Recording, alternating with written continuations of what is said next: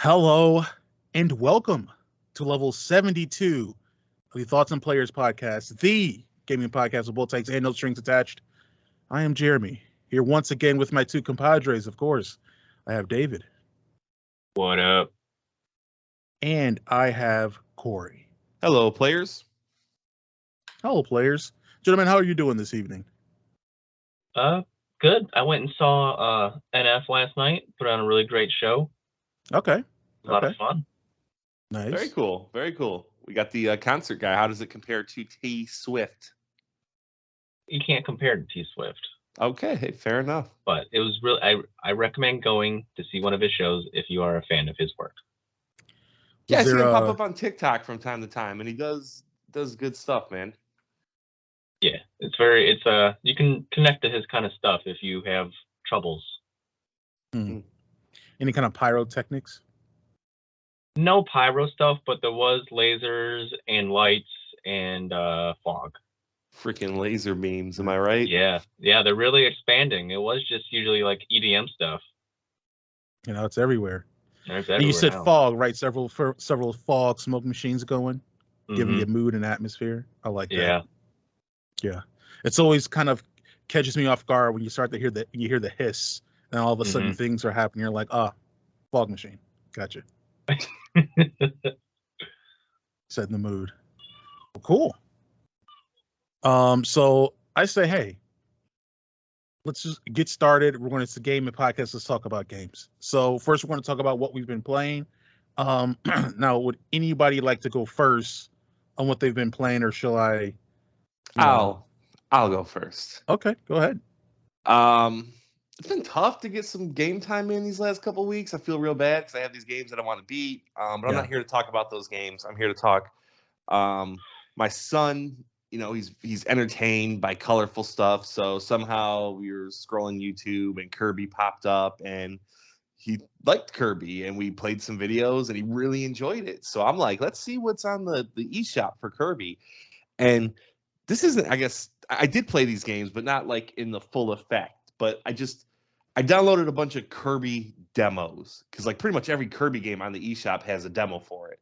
Okay. And I don't know, man, Kirby fans, I'm not one of them. I don't place myself as a Kirby fan, but they're eating good. Let me tell you, like there was 4 or 5 different Kirby games that I downloaded, and he was entertained. He loved it. He was so into it. He was Kirby, stuff like that. But man, they're doing good. Whatever studio, Hell Studios or Hell Games or whatever. There's the regular Kirby that where you're doing like a 2D side scroller thing. There's the newest one, which is I believe like the big 3D kind of like big open world level, not open world, but big level based ones. There was a Monster Hunter-esque type Kirby, which was very surprising. Drop you into the world, you put on equipment, and you fight these bosses, and you have like 2 or 3 minutes. It's co-op if you want it to be, but that was very surprising. They have a Fall Guys-esque Kirby game where you're just in the like round ball form, and you're trying to make your way down these like obstacle courses and collect as much food as possible. I think there's a fighting game. It's kind of crazy how many Kirby games there are. Right. And I think the cool part of this is they all play exactly the same, like the jump and the sucking up power, and just I could go from one Kirby game to the next and kind of just I already knew how to play, I already knew what to expect. It was awakening a little eye opening for me. Like, okay, not for me, but somebody is probably pretty pleased out in that world of Kirby. So you got exposed to the Kirby verse, and you came back with, hey, not bad. Yeah. I mean, all the games are $60, so I'll never buy one. But for sure. Yeah, just wanted to give you just tell you that I still got the Diablo, Final Fantasy, Zelda. Yeah. Shame that I have those still on the shelf. So yeah, they'll come out eventually. I've been playing them, but just sparingly. So right. Yeah. Don't feel bad. It'll be all right. It'll be all right. It will be all right. But you're able to parlay 5 to 6 Kirby demos. Is that what I'm hearing? You knocked them all out? Yeah. Okay. Cool. That's pretty cool. Are you going to try to ever just catch one on sale so that when you have one, you can just play more with your son? Or are you saying I'm just gonna skate by on these demos because I'm just trying to appease his interest? So the one that came out, I believe, last year, the 3D one, which they haven't really done like a 3D story Kirby before. Mm-hmm. That demo was a lot of fun. A lot of fun. Kirby moved fast. The combat, while basic, was a lot of fun. The power collecting, while it's not like super in depth, there's a lot more of it than I thought. It was like every other guy I could like suck up and get like a new power, a fire power, boomerang, sword, ice, all within like that first level, a bomb, all within like the first level. So 5 different enemies I could suck up and get different powers. Very easy, but it was beautiful graphics. You know, story or music is real like nice and like cutesy, and it had like a nice little bump to it. So that one I would consider getting. I even considered getting it last year. I think it was like a little bit of a lull in gaming, and I was like, should I buy this? But I didn't. Maybe in the future, you know, and I think maybe that would be a good first game, that one or one of the 2D side scrollers, to get my son to play it. I don't know when. David, I'd have to defer to you on this one. When's a good time to get your offspring a controller? Oh, well, honestly, you just, as long as you trust them enough to maybe not break it, or if you want to buy like a cheaper one, just let them have at it, you know, because I've seen kids on TikTok that are a year old, 2 years old, and they're playing games, you know, efficiently for that age. You know, you just have to let them, what is that saying? I'm a peacock. You just gotta let me fly from whatever that movie From is. the other guys. You just gotta let them fly. Mm-hmm. They either pick it up or they don't, you know? Yeah. Fair. Cool. But I guess I'll go next. All right. I saw this ad when I opened up Steam the other day for, of course, a battle royale, but it's slightly different. It's not with guns or anything. It's called Naraka, I believe. It has a very Asian-based background. You know, kind of looks like anime-esque. Mm-hmm. So it's a lot of like sword fighting, but you still pick up armor and health and stuff like that. So that's pretty cool. I probably put like 2 hours into it, because when you first start playing, you have to go through like this little demo of how to play and what to pick up, what the weapons do, etc. And there is kind of like a story mode, or you can just, you know, go in as a solo, duo, or trio and fight online. So that's pretty cool. I've been into that. Okay. Nice. Besides that, any of the hits, like the regular rotation, any of that, or a little bit. We ain't talking about regular rotation in this episode, Jeremy. Get it through your head. Yeah. Okay. All right. I mean, I'm always on those too. Yeah. All right. Well, I can talk about what I've been playing, because I've actually been able to play a bit more than I have been able to recently. So I would say the thing that's gotten most of my playing attention has been Final Fantasy 16. I want to say I'm maybe close to 8 to 10 hours into that game. And so enjoying it. I'm playing through it. I do feel myself hitting what is typically my limit of time playing games. Like I said, I'm mostly a 12 to 14 hour. That's my right. I can feel myself being, but I'm at a part. There's a certain part in the game where things get amped up, and I'm at that part. So I think when I go there, it will help renew another 8 to 10 hour kind of, you know, not that I'm tired of it, but I can feel myself waning a bit. So I'm a little cautious of that. But I've been mostly playing Final Fantasy 16. I have been playing Oxygen Not Included. I did like a new startup of that, because it's kind of like one of those things where I was away from it for a while as far as playing it like a lot more frequently, and I just forgot what I was doing. So I'm back playing that, and I also was able to finally wrap up Inside. So I beat Inside, have that done. I'm probably going to end up going back to that and finding the secret thing, so that way I can unlock the secret ending. I like the fact that it has so many checkpoints that you can just jump to and from, just redo things. Really super accessible. So I'm probably going to do that, but that's mostly what I've been playing. I wanna ask about Inside real quick. So I think off camera last week we talked about my buddy had mentioned like the ending was amazing, and you said your girlfriend said that she didn't really enjoy that part. Yeah, didn't really understand 100%. So I want to know where you fall on that. The part, like, you know what part I'm talking about, right? Like, Yeah. really pretty, like, crazy happenings in that game. Okay. Yeah, I like the ending. Okay. I like the ending. I also looked up stuff in order to figure out how to do the secret ending. I also like the secret ending. They have two completely different meanings. But yeah, I like the ending. It was good. It satisfied the narrative. It's one of those weird kind of things that are like that's filmmaker or film nerdy-ish, where you look at something and say, does the ending merit the journey of the audience and of the character? It may not be the best ending. It may not be the most, I feel like justice has been served, but I like movies that kind of play with the idea of justice and if this meets what the character went through. So I like the ending. And one more follow-up question, if I could. Now, Inside and also Limbo, you've beaten those within the last, year or so. Is this the beginning of your puzzle platforming journey, or is this kind of like I have satisfied this itch? No, I think it's the beginning of my Play Dead journey, which means that like I will play anything that Play Dead Studios puts out. Wow. But it's not a puzzle platformer, bro. I hate puzzles. I hate them with a passion. And so it's hard to kind of like sit down and play games. These fortunately have been, well, Inside more than Limbo. Limbo's okay. I love Inside. And it was great that offered such a journey that I was able to get invested in from a narrative standpoint and all the other things. Currently writing the review for that. So, but yeah, it's Played It. Not puzzle platformers.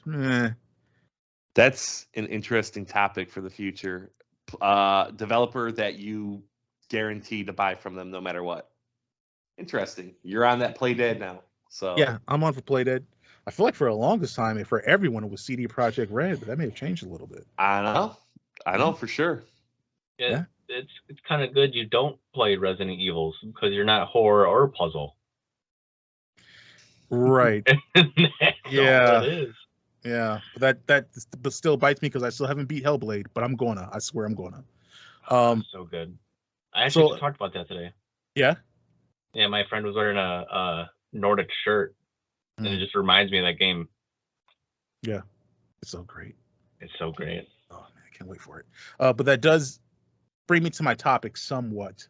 So I think I told you guys that when I started playing Inside, I started playing it on my PC. I didn't really start playing it on the Xbox. So I played maybe about an hour of it or so on my PC.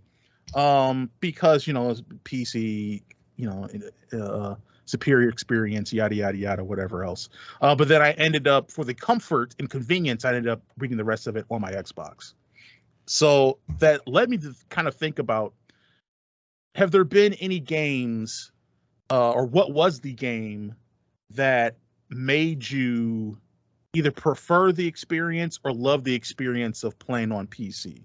I have a little bit of interest in that because I know that David, you and I, we have more of a PC kind of, and Cory is a little bit more apprehensive, though he's been coming over to Steam Deck. Steam Deck, yeah,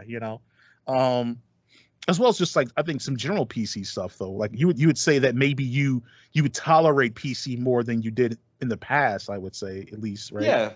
Yeah, for sure. So I'm kind of experienced of like what the games were that kind of prompted that and propelled you to that.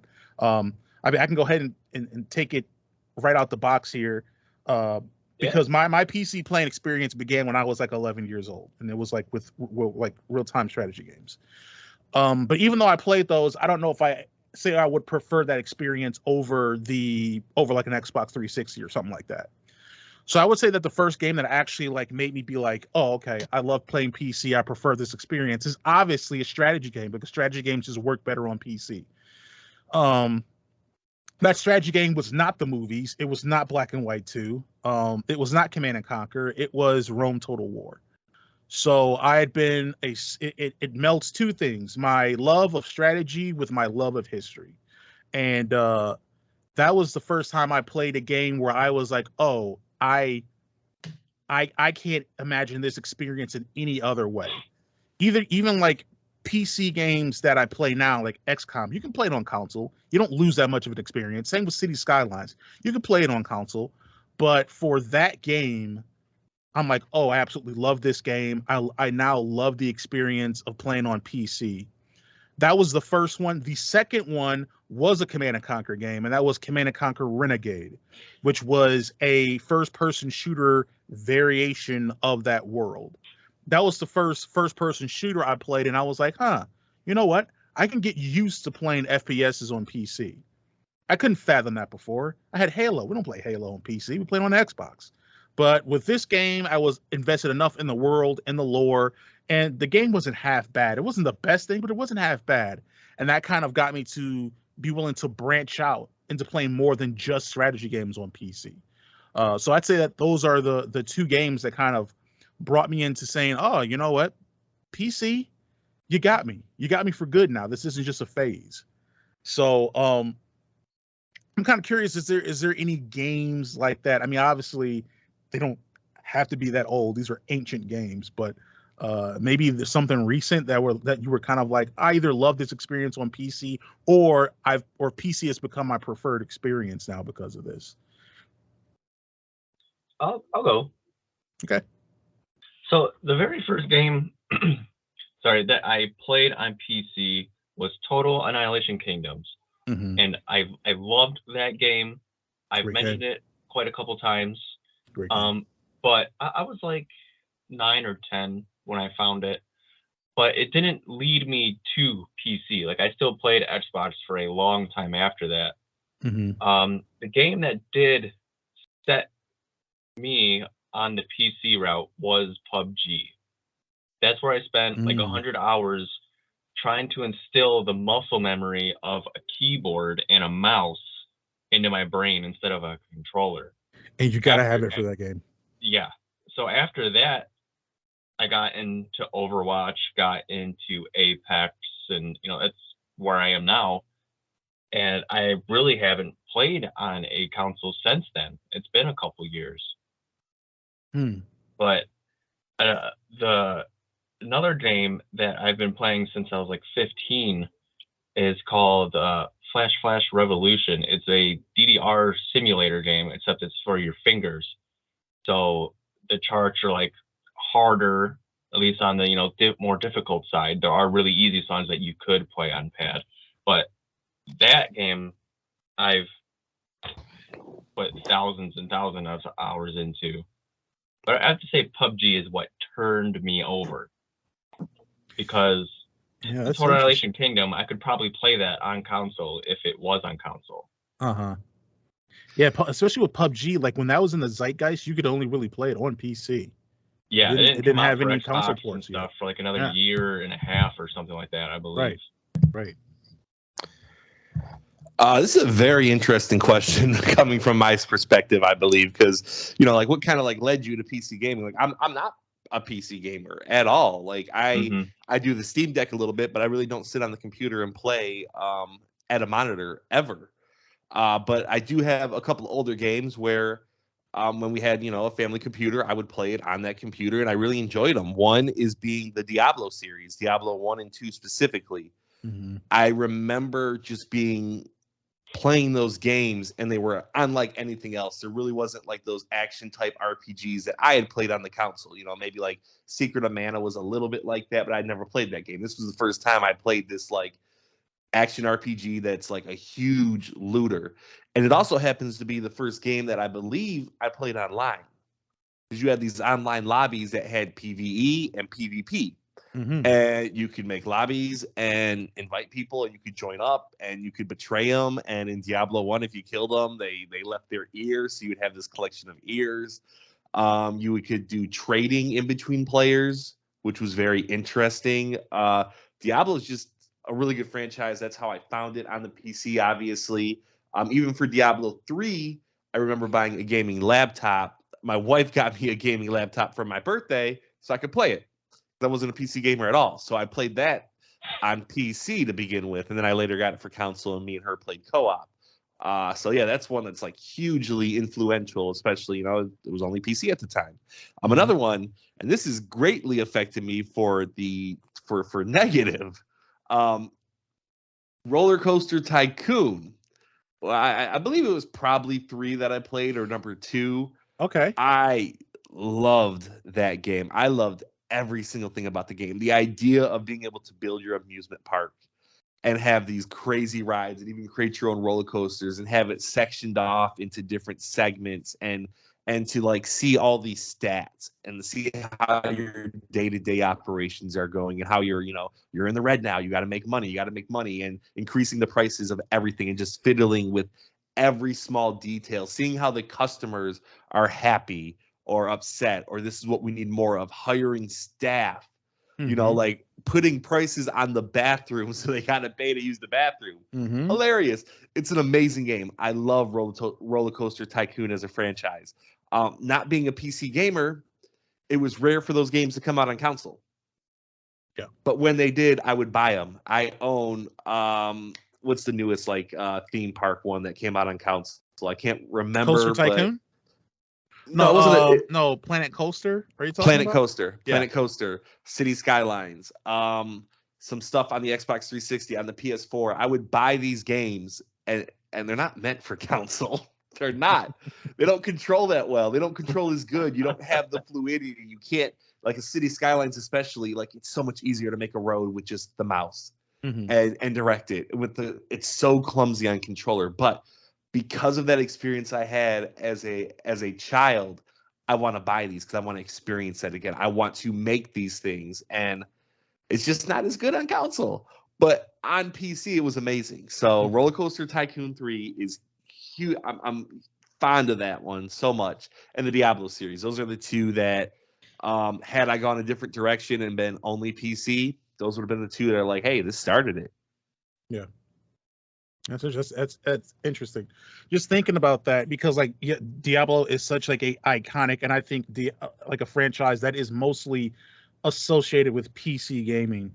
And I'm thinking back to like games I played on older family PCs, like iconic games that I never really got into. So I remember when we had our family PC, Doom was on it.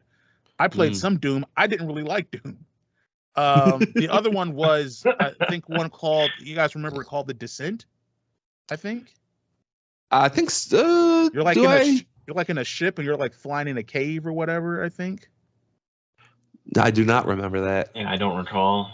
Yeah, that's another one where like I played it all the time, but just never really could get into the franchise, and it just wasn't really impactful. It was like later on, once I kind of had my own PC and was given this like trough of games, and then like playing those ones that I mentioned, that like I was really like, oh, I can get into this, because then even still Pat played those games, and the idea of a video game experience being PC based didn't hit. I still wanted the Xboxes and the PlayStations and the Nintendos, like all that stuff was still preferential until until later on when I hit those, and I'm like, wait a minute, this is still a viable thing for me. There's some games where obviously you can't play them on PC, or it's weird and wonky, like like some like EA games. EA had a lot of pretty good games back then that you couldn't really play. But overall, those were the Rome Total War was just, I mean, that for me for PC kind of was like what Morrowind was as far as like my experience with games. Like I didn't know games could be this open and this deep until I played Morrowind. And then it's kind of the same. Like I didn't know a PC experience could be this, so I could be obsessed with a PC experience that much until Rome Total War. Yeah, I mean, there was times in my life where PC was like really like at the forefront, where I'm like, man, I really want to be able to play PC. For one, I remember, I don't know if you guys were hyped for it at all, Spore. When like Spore came out, I was hyped. Yeah. Like hyped. Like I went to stores the night before trying to find it. Like, is anyone releasing it early? Like that was one. The Sims, I think, is exponentially better on PC, and the things you can do in that game, especially with like mods, it's really cool. I remember my first experience with Plants vs Zombies being on PC, and that's a franchise that I kind of hold dearly now. I love that first one. It was one of the first games I ever like 100% completed.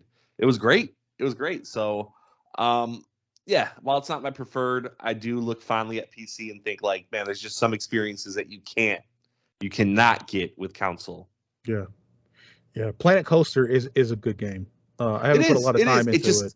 It just doesn't control that well on. It controls as well as it could on console. Like they did an admirable job. Like it's a good port, but it's just so much easier on PC. So much easier, and I just every time get a little disappointed at myself. I always got kind of like fixed with Planet Coaster. The same thing I would do with Roller Coaster Tycoon, which I'm sure you would do, is build the roller coaster really big, make it go really fast, and then not build the end to it and see how far you can throw people in the coasters off to their death. You did not do that? I played game by the rules, all right? I don't know if I ever mentioned this on the podcast, but me and my brother used to like follow the like traffic signals on GTA 3. That's unfortunate. Not all the time, but like as a little side mode sometimes. You know, I like a little challenge.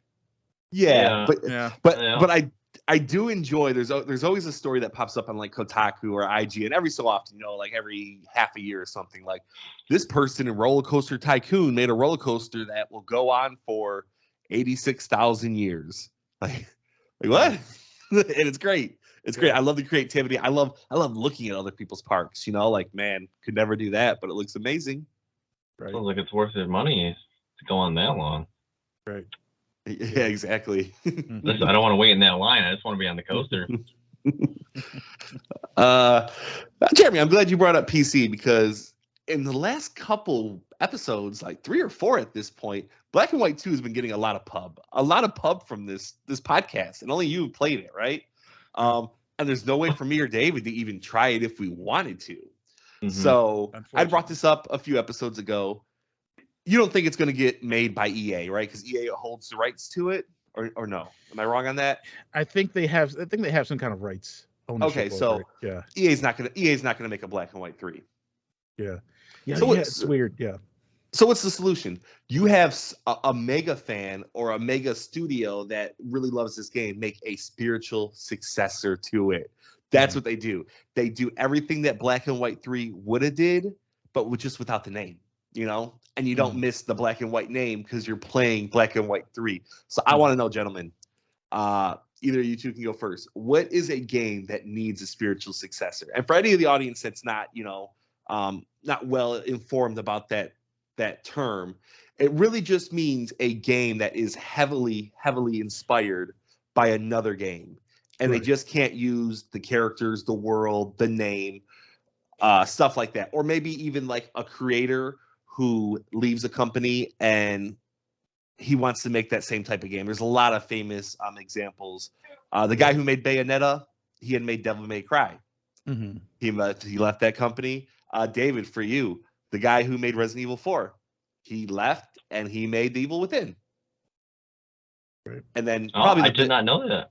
Yeah, so that's what he wanted to keep doing, you know. And then another huge famous one is everyone's favorite, Stardew Valley.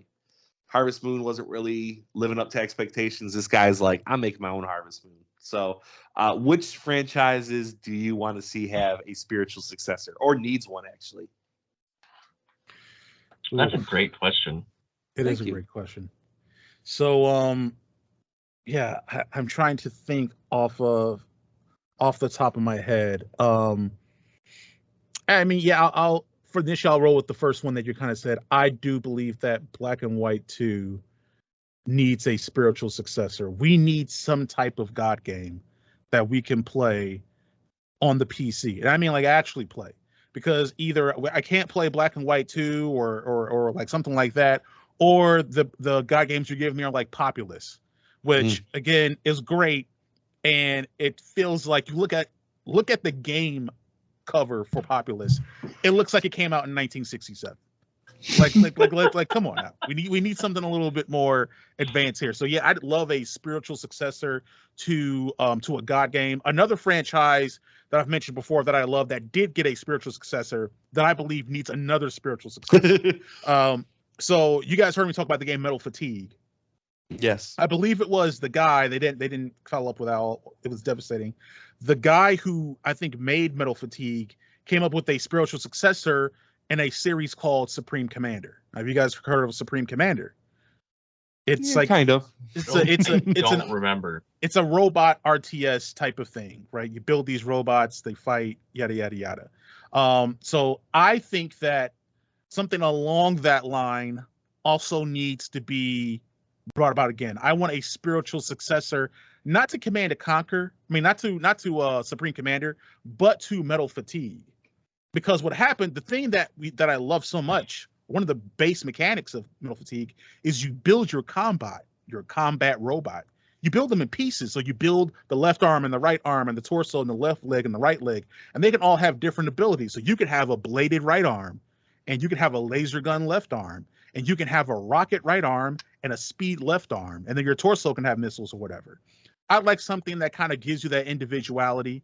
You also have to train teams, and it worked on 3 different planes where you had a sky plane that you had to like worry about. You had the regular Earth terrain that you had to worry about, and then you had underground, and all these different areas offer different combat advantages and different. That's really resources. Sweet.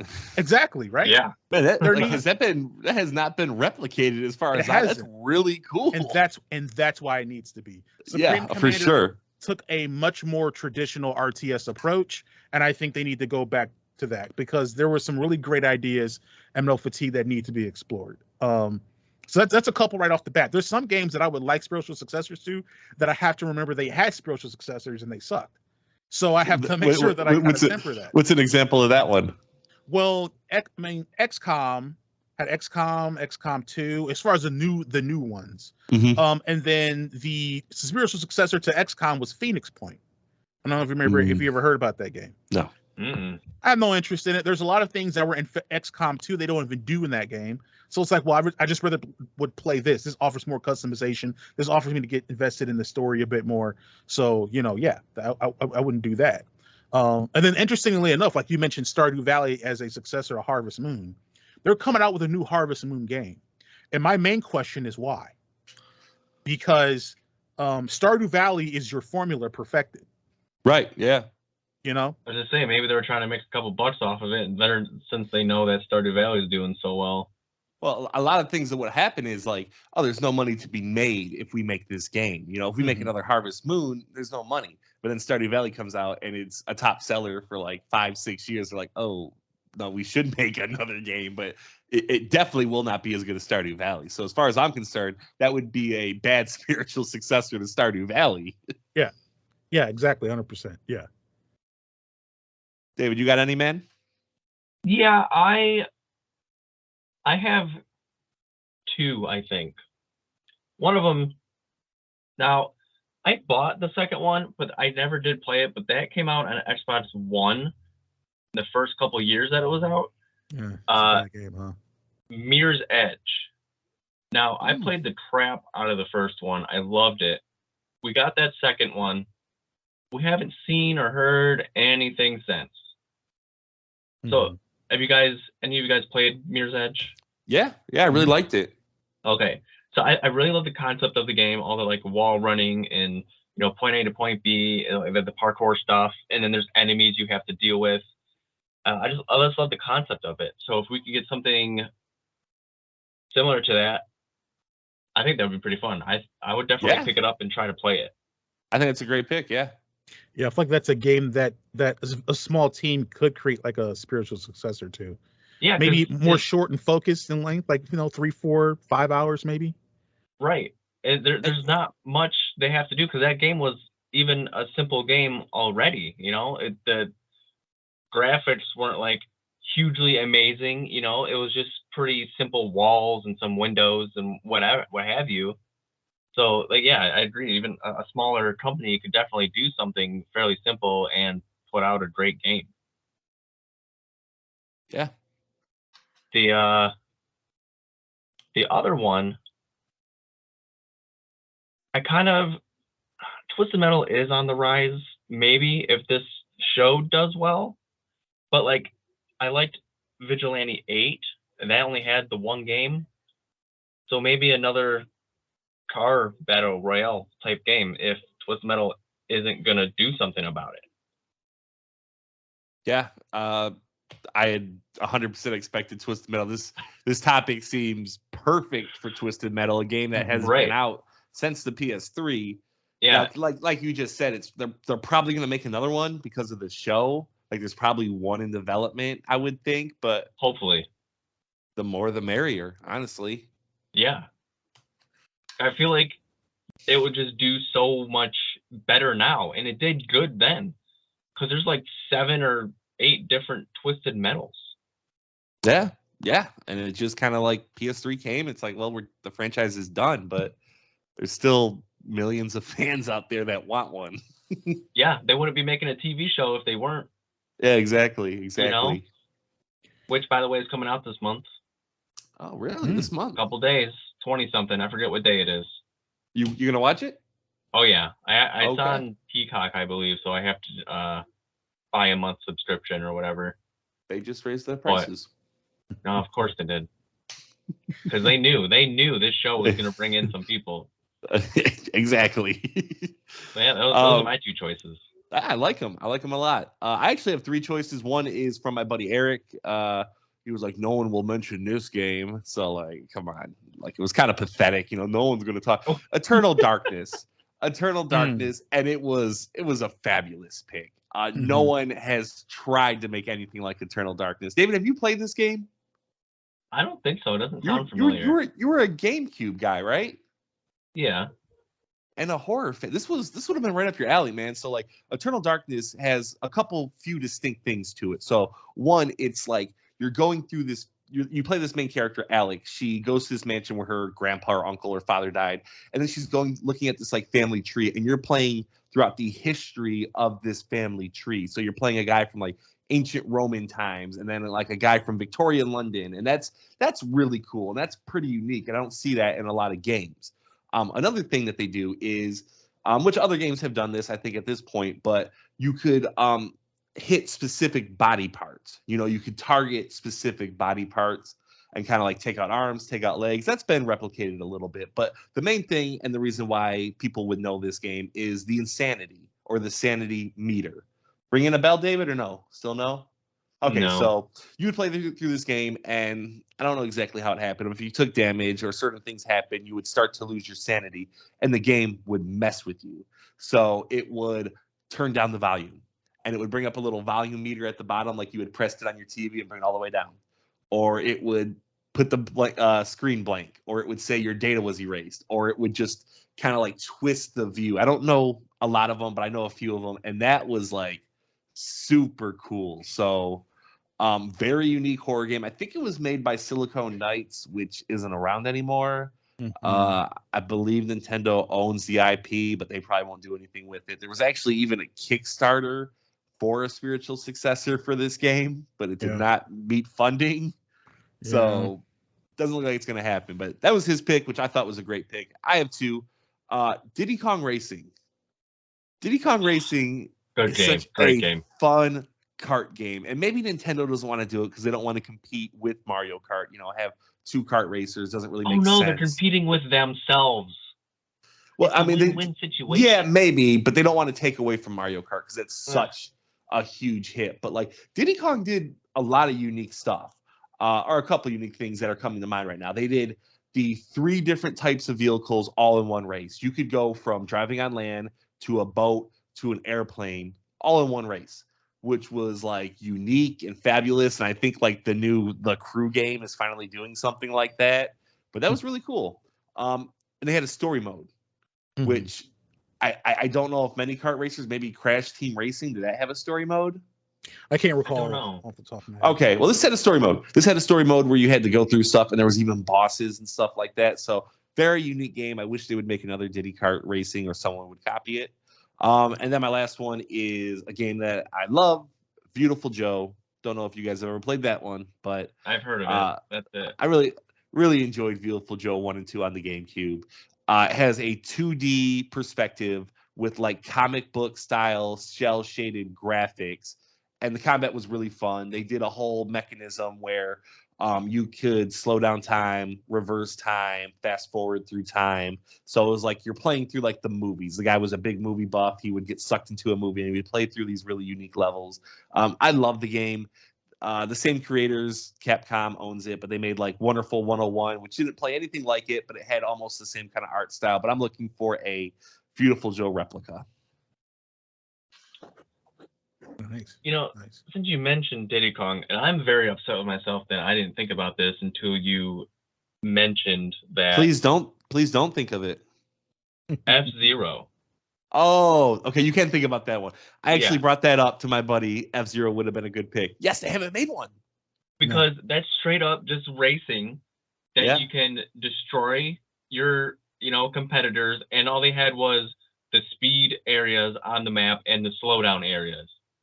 There wasn't the weapons and stuff Right. like that. It's just straight up deathmatch racing.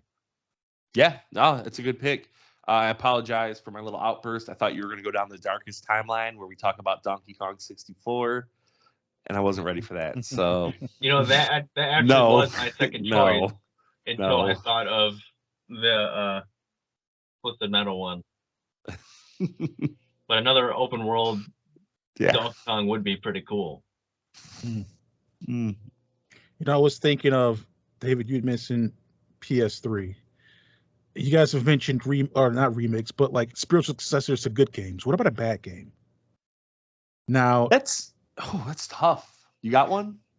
I would like a spiritual successor or a spiritual reimagining of Lair. Now, hear me out. It was a PS3, it was a PlayStation first whatever game, you're a knight that flies on a dragon. I mean, how many years of video games do we have to go through where we can't get flying a dragon right? That seems like something we would get right pretty quickly. But I mean, I would love for that game to be reimagined along the lines of something like a Titanfall 2. So there's like certain sections, there's certain levels in the game where you're fighting in your robot. And then there's certain sections where you're just on foot by yourself. So I'd love like a combat night thing where there's some levels that you're flying on your dragon. It's all dragon flying focused or dragon combat focused. And there's some you're just on ground, sword, shield, whatever, just doing your nightly business. And then sometimes it gets incorporated. I would love if they had a story like that where you have this emotional connection with your dragon, like your pilot has with what is it? Is it like it's BT for short from Titanfall 2? Something like that when you incorporate it. A nice little 6-8 hour neat game like that. I think that would be really cool. Just make some super boss dragon flying levels and scenarios and situations. I mean, I think that game needs another try because we got to get dragon flying right. Skyrim can't be the best example of dragons. That's one of the jankiest games ever made. That was a good pick. Lair obviously did horrible. Yeah. But they really pushed the six-axis controls, because it just didn't work out. I've actually heard, because you could not control that just by thumbsticks, right? Right.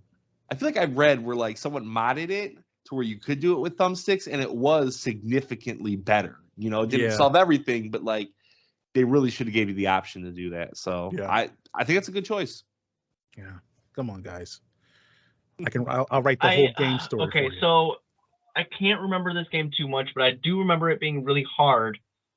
Never beating it, being mad at the game. So I don't remember if it was a good game or a bad game because I was just a bad gamer at it. But did any of you guys play Glover? Glover, yes. You want a spiritual successor to Glover? I really like how he was like a glove. You can hold stuff and whatever. I like the concept now that I'm thinking about it, but I don't remember the game too much. I just remember it being too hard, and I don't know if it did well. I mean, I don't remember it too much either. I played it. Yeah, okay. It's a game. It's just like a person. It's a pick. Yeah, okay. It's a pick. Exactly. I don't know. I don't know what to say about Glover. Glover. As long as we're picking bad games, I can't remember the title of this game. 1886? The Order 1886? You want a spiritual successor to the Order 1886?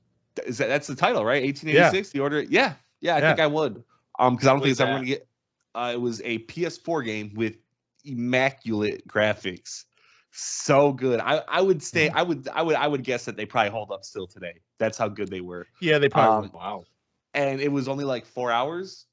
A AAA like 4-hour game. It was a third-person shooter. I don't know if there was any powers in it. I feel like maybe there wasn't powers, or maybe there was electric powers. There were some power things going on. Okay, and it had to do with like Victorian London. Victorian London, fighting werewolves. Yeah, hunting lichens. Ooh. Yeah. It was very cool, very short. I remember I got it from Redbox and I beat it within that same day. And I was like, Yeah. oh, I'm glad I didn't pay $60 for this. Yeah. But if someone just took that entire concept and put it into like a real AAA long third-person action game, yeah, I'd be down. I mean, cool idea, great art, horrible gameplay. Yeah, it was very stiff gameplay too. It wasn't that great. Okay, so I was on a achievement kick for a little bit on the Xbox, and I heard one of the easiest ones was the Avatar: Last Airbender game. You could get all the achievements within the first 40 seconds of the game, right? You just had to get a 50 combo, and there was like 4 enemies right at the start. You could just combo and get it. But I did play it quite a bit. It wasn't that good. You know, it was kind of janky.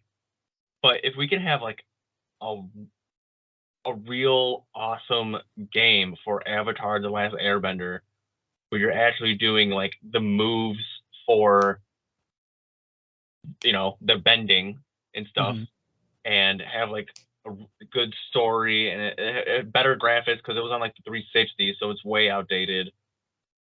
I think that could get a good following and a good sales if it's done correctly, because I don't think those games did well at all. Yeah, I think that would. Do we think that the time for it, the audience for it, I mean, it has a dedicated audience, but do we think that it would hold up as far as relevance wise? Yes, I think so. Because they have a movie coming out in 2025 and a series coming out in 2024. Okay. I believe they do have an Avatar Studios now. And the thing about Avatar is everyone that watched it when it came out is like David's age, right? Yes. Like they watched it as like you were like probably a teenager? Yeah, we're actually a little older. Right. So than what it was intending for. So everyone that watched it now is like, they're adults. They're like, hey, I want to spend money on this franchise that I love, you know? So I think it's a great time. Is there a game in development? I feel like there is. But I'm not sure. I don't have my iPad with me, but I think there's an Avatar game in development. Who knows if it'll be good? I know the Cory game that came out was atrocious. See, I didn't even know they had one. You're better for it. About it. Such a great anime, like one of the greatest animes ever. I've never watched it, guys. No? Highly recommend. There's a lot of character development. Just the story, you know, the synopsis, because you find this out in the very first episode, is there's 4 bending: air, fire, earth, and water. The Avatar, which is the person that can do all 4, because they are the only person that can. Everyone else can either not have an ability at all or can control one of the bending. The Avatar disappeared and the Fire Nation just took over. Right. I've actually watched the first couple episodes. It was back. It was pretty kiddish. I feel like maybe that's like a setup to like you get kids into it, and then they bring like this like kind of more serious story. It gets real. Yeah. I also feel like I've absorbed so much of it through like Facebook Shorts or TikTok or memes. Like I know everything that happens. Like I know the Fire Nation kid. Yeah. I know the uncle. I just the sister.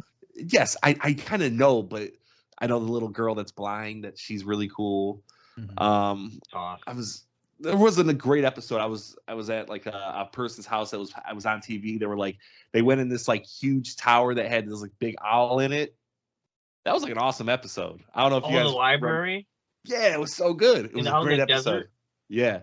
Oh my god, great episode. Great show. But yeah, it's just it's aimed at like younger teens and stuff. Right. But you know, again, it's like toddler shows. They throw in stuff that the parents are gonna understand, not the kids. So it kind of keeps you entertained as well, and it does that very well. And the scary thing is about Avatar is the relevancy that it had when it came out is even kind of more real nowadays. All right, I'm gonna put it on the list. I'm gonna try to give it a real 10 episode shot. I didn't like animes for the longest. The only one I liked before was Dragon Ball Z, and I think that's because I started watching it when I was 7. So then I started watching this, I can't even and I was watch like, it anymore. this is actually like it matures, it gets, and then that opened me up to being able to watch more animes, and then I started watching My Hero Academia and all that other stuff, yada yada yada. But yeah, great show. Is that? Should I move on to my topic? Yeah, I think so. Yeah? I think so. Okay, so as I mentioned before, my topic, is it feasible? Do you guys see this happening? Now, the movie that it relates to is Ready Player One. And it's what is it, virtual reality, or is it like alternate reality at that point? But this video game, this one singular game, took over the world, and everyone plays this one. Everyone can't wait to get on, and they just live this alternate life. Do you see that happening, and is it good or bad if it does or doesn't? I feel like I can answer this somewhat quickly. Okay. As a representative of the Contrarian Army, I will say that I don't see the possibility of a game ever being that pervasive and that big, a single game. We've seen an example of some games that dominate spheres of gaming. So Fortnite is an example that jumps to mind. Minecraft is an example that jumps to mind. And usually all you get happening is those games become super huge. And then you have a bunch of smaller ones that make really, really shallow ripoffs, which then decrease the quality of that perceived genre, that perceived type of game. And it just drives it down. So Fortnite gets big, a bunch of really crappy Fortnite clones come out, it gets oversaturated, that whole thing gets aligned, and now Fortnite, while still huge, is nowhere near as huge as it was 3-4 years ago. Same with like Minecraft, still huge, nowhere near as huge as it was 6, 7, 8 years ago. I don't see the likelihood of a game like that taking over, nor would I want a game like that taking over. If you're saying like most of the people would want to play it, we're talking about people. You know, it's that famous George Carlin quote that think of how dumb the average person is, and then realize that half of them are dumber than that. I don't want any part of that. I don't see that really happening either, though. Okay. Yeah, so I definitely think we're heading towards the technology to make it happen. Obviously, with like a wireless VR headset like the Meta Quest or something like what Apple unveiled. Yeah, you can kind of like put yourself into the world. And even I read a story lately, there's like haptic shirts. Assassin's Creed, there was a story where like they'll let you feel what it's like to be stabbed, you know, like, so there's definitely technology heading that way. And in 15 years, yeah, I couldn't see why it wouldn't be possible. But like Jeremy said, you know, Ready Player One is it's kind of got like that like cartoon thing where like in Yu-Gi-Oh, everyone plays Yu-Gi-Oh. Like everybody in the entire world economy is based around this one thing. That's how it is in Ready Player One. You know, everything is based. The world's not like that. It'll never be. You know, not everyone's going to jump all into this one thing. So, you know, while that film was like a dystopian film, it was also kind of like utopian in certain ways in that regard, where it's like, oh, everyone's coming together to just play this in this one world. Nah, it won't happen. It won't happen, unfortunately. As cool as it sounds, it's not possible. Jeremy brought up kind of examples, you know, even at the most popular, like say a Grand Theft Auto, you got what, like 100 million people, which is a drop in the bucket when it comes to something like Ready Player One, you know. And in that movie, you had grandmas and grandpas with the headset on, strapped like, nah, people aren't gonna do that. People aren't gonna do that. And not to mention, this world is going to be way destroyed before we get to anything like that. You know, we are going down a horrible path in the world. It's just, I mean, maybe the closest thing we got to that. I'm going to say it. You're going to laugh, but it's true. It's going to probably be Wii Sports for the original Nintendo Wii. I mean, that everyone was playing that, including their grandparents. Yeah. Right. And to just, you know, give another example of why I don't think so. One of the biggest companies in the world, Meta, Facebook, they tried to make the Meta area or whatever it was called, and that seems to have failed spectacularly. It tanked already. So bad. So, you know. Yeah, I have to agree with you guys. You guys are saying not everyone would ever agree to one game bringing everyone together. Wii Sports, like you said, is probably the closest thing we'll ever have. And as you said, the technology is going to be there eventually, but even if it did happen, the corporations and stuff that we have now, it's bad enough. They're not even all on the same page, and they're just ripping us off with how much everything costs. If one company ruled the entire game industry and they could just do whatever they want, you probably couldn't even afford the headset.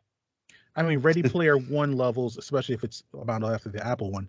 Ready Player One, like, you know, I guess as far as like user percentage, that's something like it had to be something like 60-70% of the world population would have to be like to kind of replicate that to some extent. It's kind of interesting though. You mentioned like the companies and all the different companies, and like there wouldn't really be a company that could support that when you think of all the different publishers, all the different developers. Everyone wants a piece of the pie. Everyone wants money. You know, isn't it? Like that's also plays a role in it. I think it's super funny and ironic. I don't know if you guys have noticed.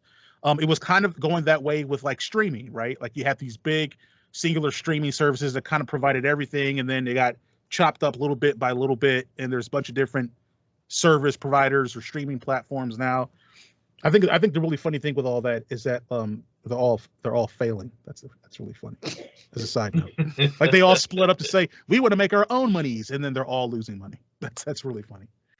But yeah, I think they try to take half the profit from the streamers. Yeah, it does not. Yeah, it's crazy, but I mean, you know, Ready Player One, you know, I don't know if that's likely. I don't know. I also don't know if he wants something like that. Maybe, but I don't know. I feel like Roblox is the closest because like Ready Player One isn't necessarily a game. It's just a world. Game. It's just a world. Right. You can do anything in that world. Exactly. So yeah, and like, I haven't played Roblox, but I think it's like the same thing, right? Yes. Mm-hmm. And then like people make games in it, or just they make anything they want in it, right? Yeah. Yeah. It's like the sites we used to go on in computer class. We want to do our homework. That just had a bunch of different random games on it. That's what Roblox is, except it's all. Yeah, exactly. Nope, that's the wrong site. Nope.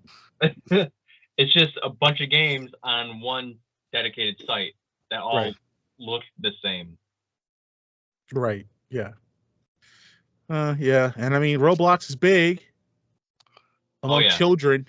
It's big, but you know, I don't see the world adopting something like that. I don't see a Roblox for adults anywhere. No, man. I just don't see a world where almost 70% or 80% of the population and whatever other continents and countries and all that are like together in this one thing, and no one's doing crazy grifting, no one's doing griefing, no one's doing crazy grifting too, no one's doing like crazy anything like that to kind of just disrupt the whole.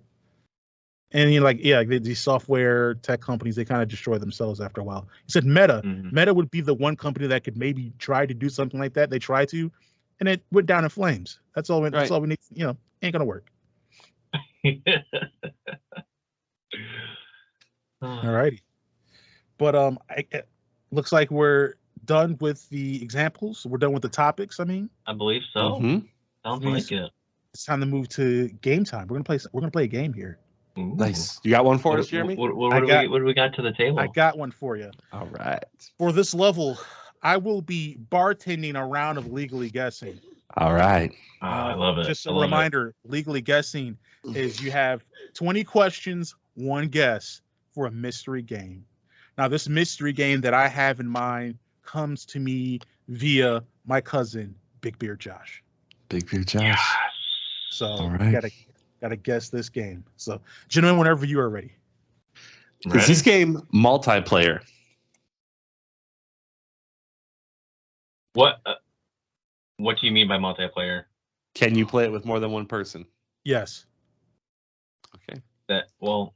I wasn't looking for specific multiplayer online or like co-op. I'm trying to get a feel. Like I feel like, you know, just trying to see if it's multiplayer. Okay. Yeah, but like The Last of Us is a single player game, but it has an online multiplayer function. Then so it it's not count. getting rid of as many games as we hope. I hoped, and I got exactly what I wanted, David. You can speak for yourself, all right? Sounds like David's protesting another one of your questions. I know. What is this? Leave me alone. Out the gate. Okay. Let's hear this guy's great question coming up. Is this game only on one system? No. Okay. Multi-platform game. Do you play as a human in this game? Yes. Last of Us is still on the table. Yeah. Well, oh no, yeah. Well, it is on PC now. Well, you did say one. You said one system, so I don't know if you would count that because it's on PS4 and PS5. Yeah, but it's also on PC. Right. Way to go, Corey. Oh wow. That was a bad question by you. You should have said, is it only on one platform? Because that could have been like Sony. Well, I guess PC still would have. Yeah. Okay. All right. Who just asked the last question? You? Yes. Yep. Okay. Question number 3. Question number 3. Is this game made in the last 10 years? No. Okay. Older game. So it's probably not a live service game. Right. That's true. That's true. So that cuts out a lot there. Man, so it was definitely more than, because your question was more than one system, right? Right. So it's definitely more than one platform. Right. So it's not PC only. Because like I know Josh. Well, is this an Xbox game? I don't know why I'm asking this. Did this come out during the Xbox 360 era? No. No. Okay. Wow. I thought that was a big time of gaming for him. That was a bad question. You can doubt that question. No, David. I mean that was good because there's a lot of games on the 360. So okay, so it's probably not part of the PS4 generation because you said last 10 years, even though there was like probably a little bit of leeway there. Yeah, because I mean, The Last of Us came out 11 or 12 years ago at this point, and that was on PS3. Well, that was part of the Xbox 360 generation. Right. Well, I'm just saying, like, Right. I don't think it is PS4. Is what I was going with. Right. Okay. So so it's older. It's older than the 360. Yeah, that's what I was. Yeah, that's what I was going for. Okay, is this game on the original PlayStation? No. No. Okay. Oh, geez. Does this game come out on a disc-based medium? That's a good question. Yes. I like that. Okay. All right. So we're looking at, I think, Xbox, GameCube, PS2, Sega Dreamcast. You have to say Dreamcast. Is that it? That might. I mean, like maybe PSP. That seems kind of. Was there a Sega CD, or is that what Dreamcast is?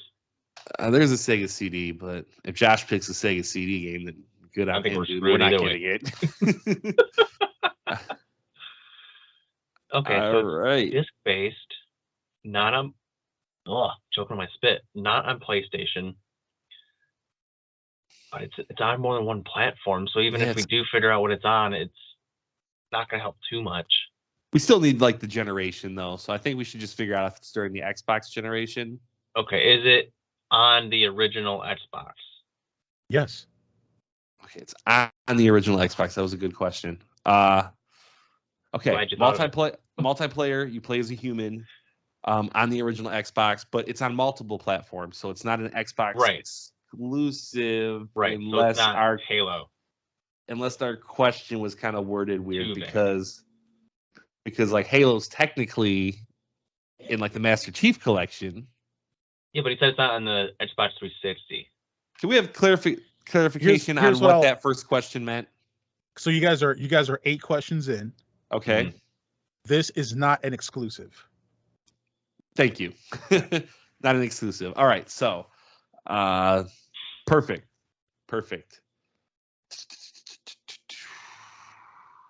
So what was out with the Xbox, GameCube? And PS2. and PS2. Did this come out on So- all three consoles? Yes. That was a good Interesting. question. That's very interesting because I So- feel like GameCube would have been like the outlier. Right. So So newer than PlayStation, older than 360. I mean, you said it was on Xbox, so it's on Xbox.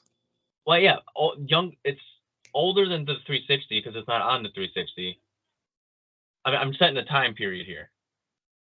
Yeah, the time Newer than period PlayStation, is older than 360. So we have this window that we have to work with right here. Xbox, GameCube, and PS2. Yes. It was on all three of those. Okay, was this a sports, fighting, or racing game? No. Okay, Wow. that knocks out a lot though. Yeah. And those are a sports, lot of the fighting, and racing. multi-platformer ones. Multi-platform game for all three consoles. Gentlemen, What would that? 10 guesses left. 10 guesses left. Okay. Man. Was EA Is it a horror or adventure game? No. Whew. Dang. What I have thought we it left could have been a Resident Evil. But I don't Right. know if it was the original Xbox or not. I don't think any Resident Evils were on Xbox. They are I not. thought- They are in the 360s and stuff. I just didn't know about the original because I never had one. I don't think they were on the original. Man, interesting. That I don't. No That horror takes or out- adventure though. Adventure's a huge one. Exactly. No sports, no racing, no fighting, no horror, no adventure. What do we have left? RPG? Oh, is this an RPG or strategy or simulation game? No. Well, I'm stumped. What genre is there? Oh my god. Okay, so we have what it isn't, but what is it? It's probably a shooter Oh wow, how did I forget that? because those wouldn't be considered adventure games. Right. Is this a shooter? Yes. Okay. Well, you got a shooter that's on all three consoles. You know how rare it is for GameCube to have like a shooter on the same in the same place as Xbox and PlayStation. Right. Like, what could it even be? Like, if you asked if it was just for GameCube right now, I would have a hard time thinking of one not made by Nintendo.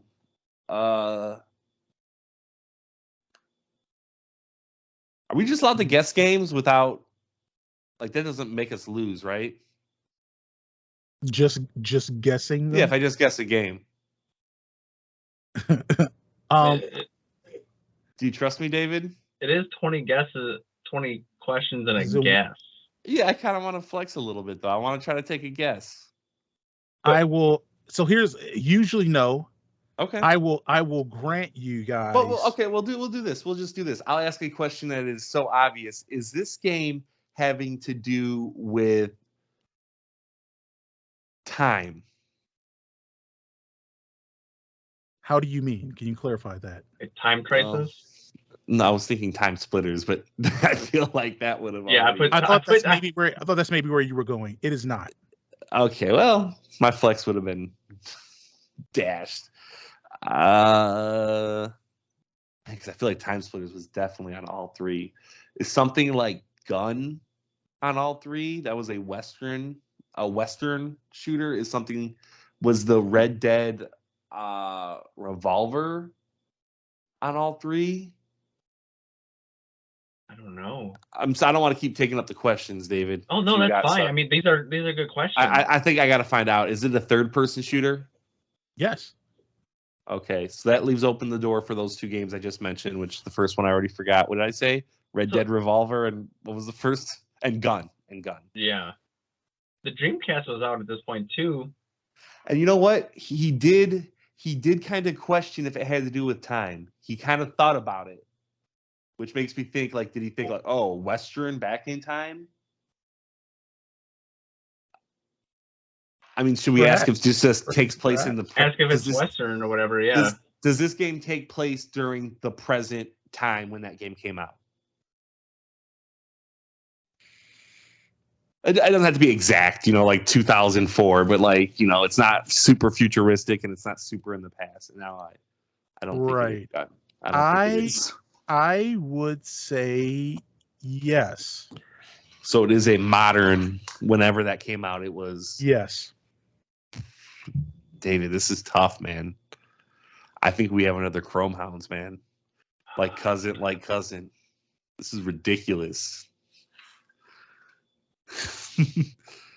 You play as a human. No. You play as a human. It has multiplayer. It's a third-person shooter. I'm down to 20% on my phone. You guys are down to like 4 questions. 4 questions. Dang, yeah, we're running through them. Yeah, I've just been using them. Oh, no, that's like fine. there's no Great tomorrow. Questions. Man, all 3 consoles. I can't even think of a shooter on GameCube. What about the original Call of Duty? What? No. Do you know what war that was? The original Call of Duty. Call of Duty was World War II. I feel like that was PC only. Probably wasn't, but also most of the original Call of Duties were World War II because the people that used to work on Medal of Honor went and made Call of Duty. And we're talking modern times too. So Ooh. I'm gonna give you guys a clue. Really? Medal of Honor. Yeah, I'm gonna give you guys a clue. It takes place at the modern, he said, right? It's modern. Oh, yeah, is Medal of Honor all World War II as well? Yeah. Yes. Got it. Except for the later ones, which isn't in this time area. I'm gonna give you guys a clue. It's a big one. Okay. All right. Okay. This game, I'm gonna give you who was developed and published by. Really? That sounds like a huge. David, it doesn't help me at all. Like that's too big. The game was developed by IO Interactive, and it was published by Electronic Arts. Dang, I was going to ask if it was an EA game at the beginning. Actually, that kind of doesn't help me. I can't think of what IO does. Oh, man, it's published by EA. I don't know, David. I think we're stumped on this one, man. Yeah, what was the IO what? That was the developer, IO Interactive. IO Interactive. I feel like they were close to Metal. Another big hint, big clue, because I'm now fairly confident that you won't be able to guess this. This game is and this game takes place in New York City. Wow. The modern at the time. Okay, Third-person shooter. I got a question that might help us, David. Okay. Is this game part of a series? Yes. All right, so I was thinking Black or 13. But as far as I know, neither of those games got sequels. So, it's a third person. I'm such an idiot. It's third person. I mean, let me clarify. Question. Actually, it is not part of a series. It's not. It's never had a sequel, not even a spiritual successor. It was about to, but it did not. Okay, would you clarify this game is open-ish world?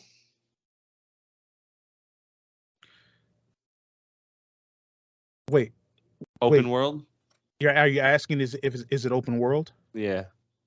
No. I don't think they had those games at the time, right? I mean, they did. Morrowind came out on the Xbox. That was a big open world. Good point. Oh, man. How many questions we got left? 2, and a guess? Mm-hmm. Yeah. So it's multiplayer. You play as a human. Third person. Modern shooter. Times. Modern. New York City. Is crime a big component of this game? No. Dang, I was thinking I can't remember the game, but like something started Snoop Dogg or something. Whatever that game was.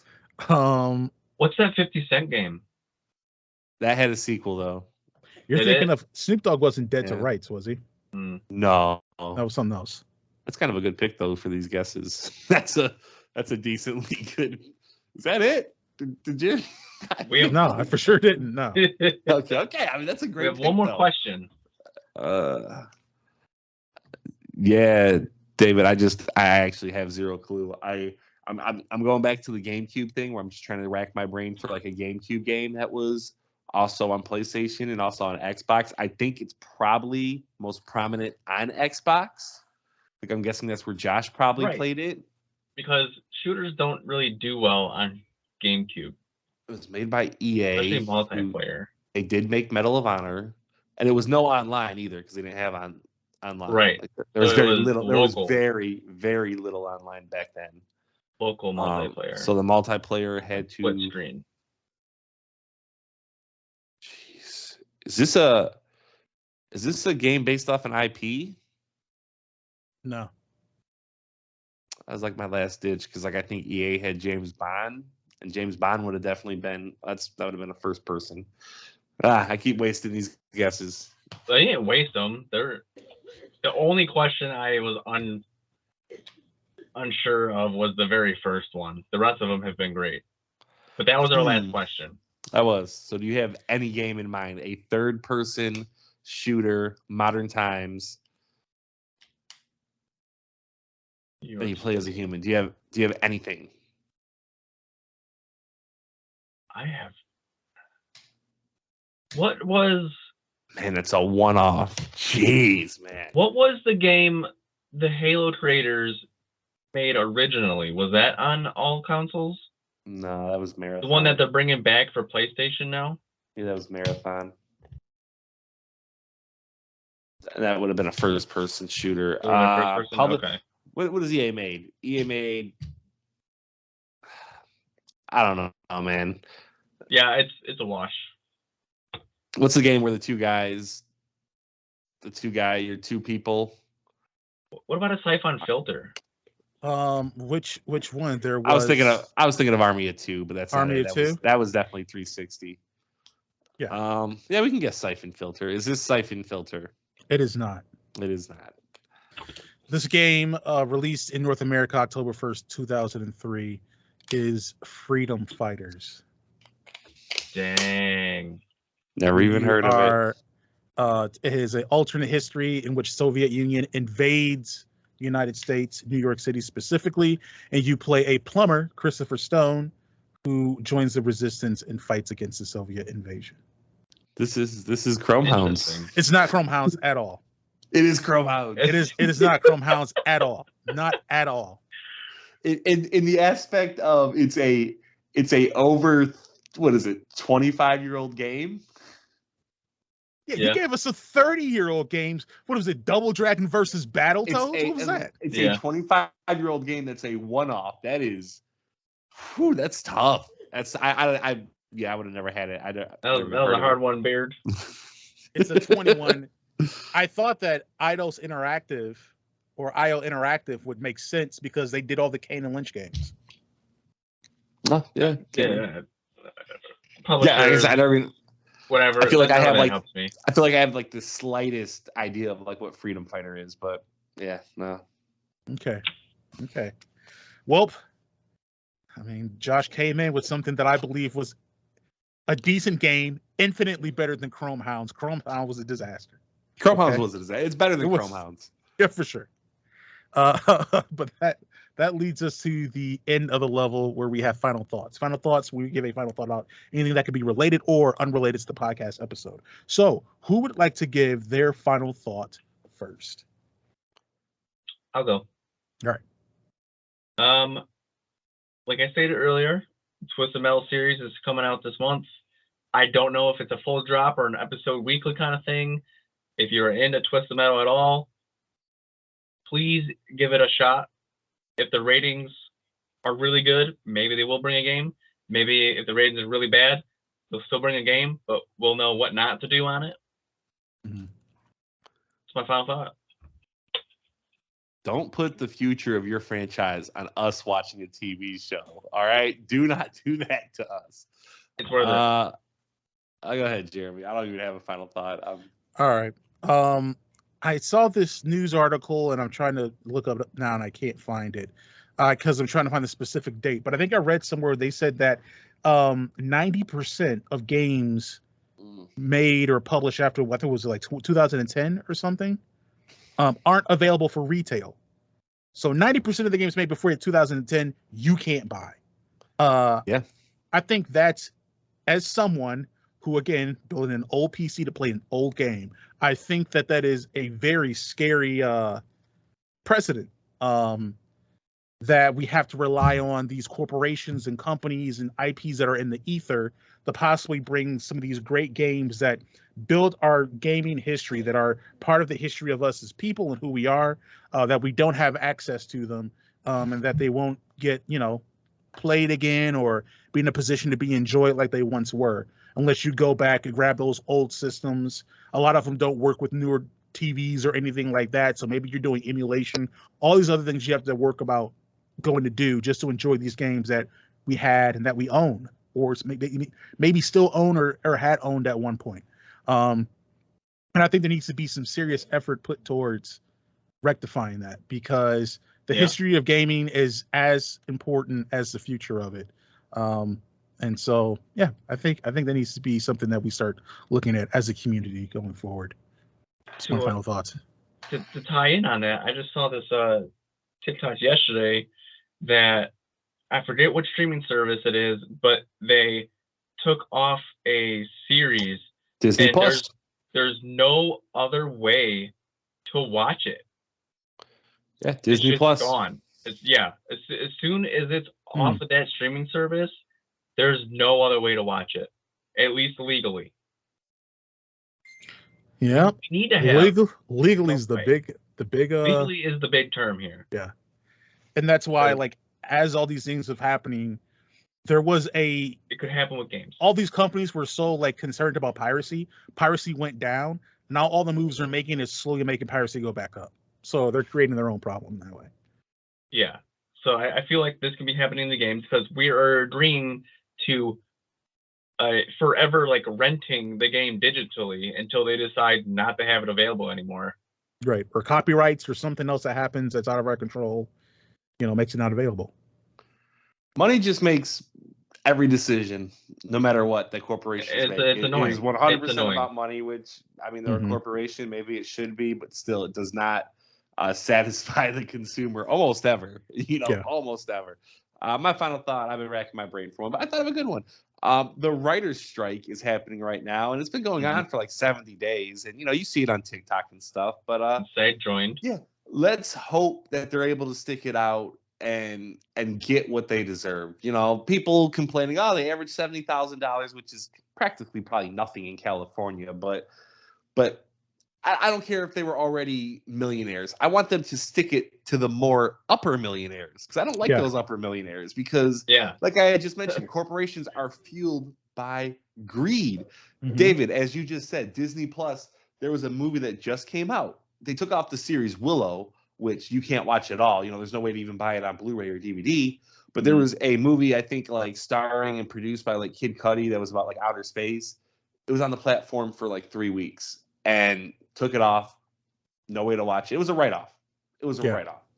They can say, hey, we can write this off in our taxes. Same thing with kind of Batgirl, the movie. Hey, we can write this off. These things are art, and maybe it wouldn't have been the best art, but they should be seen by people. 100%. Right. Yeah. And go ahead. Well, I was going to say that I never understood the logic of the every person that's against. I understand you're looking at that and you're saying, hey, a lot of these guys are millionaires. A lot of these people that are writers are millionaires. No, most of them aren't. Most of them make basically working wages. They would make what, I don't know, maybe a less veteran college professor would make or something like that. But the idea that you're somehow going to defend the billionaires against the millionaires, that doesn't help anyone. And here's the deal. I don't care if they are millionaires. If they're putting the majority of the work, they kind of deserve a fair share of the pay, because, just same thing with sports. People argue, hey, these athletes don't deserve that money. In my opinion, no, they deserve more. they're the ones that are bringing people in. Patty Right. Mahomes should get all the money because he's the person that people go for. So same thing with Right. the writers. Without the writers, there's really not a show. There's no TV. There's no movies. Exactly. Right. And a good scenario I like to think of is 1 million seconds is like 30 minutes or something like that. I forget. But 1 billion seconds is like 36 years. Yeah. There's a huge difference. And when you think of, football, for your example, when you think of football, who do you think of? You think of the players.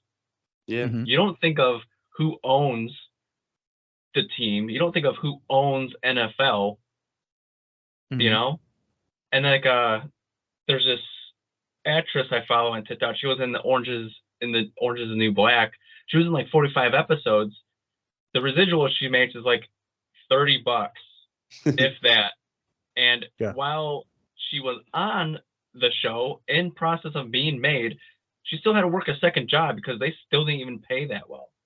Mhm. When people think of actors, they think of Ryan Reynolds and The Rock and whatever. They're making 100 millions, whatever.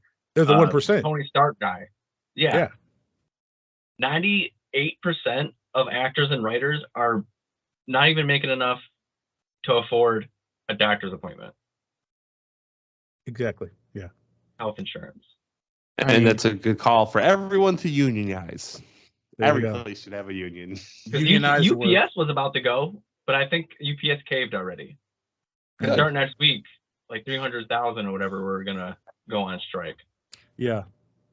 Hopefully that the writers has been like you said, 70 days. SAG-AFTRA, which is the Actors Guild, that's been maybe like a week or so, a little bit less than a week. They just went on strike. So they're joining. I know that a lot of them are basically hoping, hey, we're just gonna hold out the strikes until basically these people can't afford their homes, and then they'll have to cave, and then we can not pay them as much. We can use AI to write. To that? Hmm? Did you see Hellboy's response to that comment? Yeah. He It'll said, burn down the guy's home that said that. Yeah, he said, how dare you say just wait it out until people are starving, these families, and they lose their homes. He's like, there's more than one way to lose your house. There is. There technically is. That is correct. Yeah. But I agree. Support for the Writers Guild and the actors, all those people. It's more than just the 1%. So look out for them. Let's not defend billionaires. Can we not do that? That seems like a pretty easy thing to not do. Let's not God worship billionaires. Let's just try to help everyone make a livable wage. That's all. Yeah, and to tie it into video games, hopefully the designers and the writers of video games are making enough as well. Yes. Hopefully, video games have copied Hollywood very well, though. Unfortunate. Yeah. That brings us to the end of level 72 of the Thoughts and Players podcast. If you like what you heard, please follow, like, subscribe to the podcast on the socials and on your preferred podcast service. We are everywhere. Again, we are on Facebook. We are on Instagram at Thoughts.Players. We are on TikTok at Thoughts Players. We are on Twitter at Thoughts Player 2. And we are on YouTube at Thoughts Players. We upload video versions of the podcast. Also, we have a Patreon. If you want to support your boys, make sure to hop on over there, check it out. We have a $2, $5, $7 tier, each one having goodies that you can take advantage of, nice little extras. I have promised for multiple weeks that there's going to be reviews coming, and there is. That inside review is coming. It is being written as we speak. Okay? Hello. Some writers may be striking, but I'm not in a union yet, so I'm just keep putting in work. But that is it for me, fellas. Is there anything else you want to say? Peace. Peace. All right, then we will catch you on the next level.